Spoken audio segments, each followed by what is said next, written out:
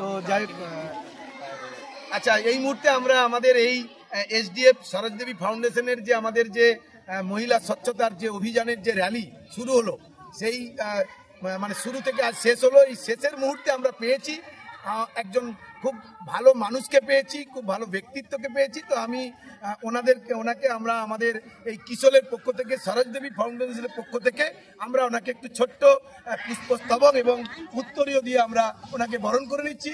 ওনার নাম স্বপন চক্রবর্তী মহাশয়কে।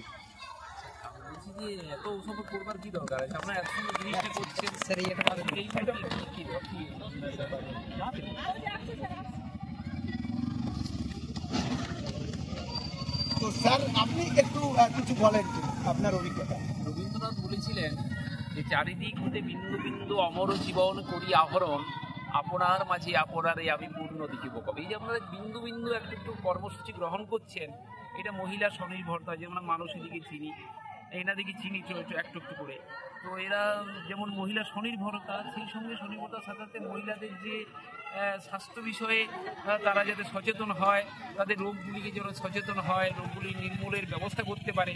এই যে আপনারা আজকে করলেন, এটা কিন্তু মানুষের কানে পৌঁছালো, এবং কানে পৌঁছে মানুষ কিন্তু এই বিষয়ে সচেতন হবে, নিরন্তর হবে, নিরন্তরতা। মানুষের যে এনারা তো নিরন্তরভাবে লেগে আছেন, আপনারা নিরন্তরভাবে লেগে থাকুন, আপনাদের এই প্রয়াস সফল হোক, আপনারা আরও এগিয়ে যান, এই কামনা করছি। থ্যাংক ইউ স্বপন বাবুকে আমাদের পক্ষ থেকে অসংখ্য অসংখ্য ধন্যবাদ। Thank you.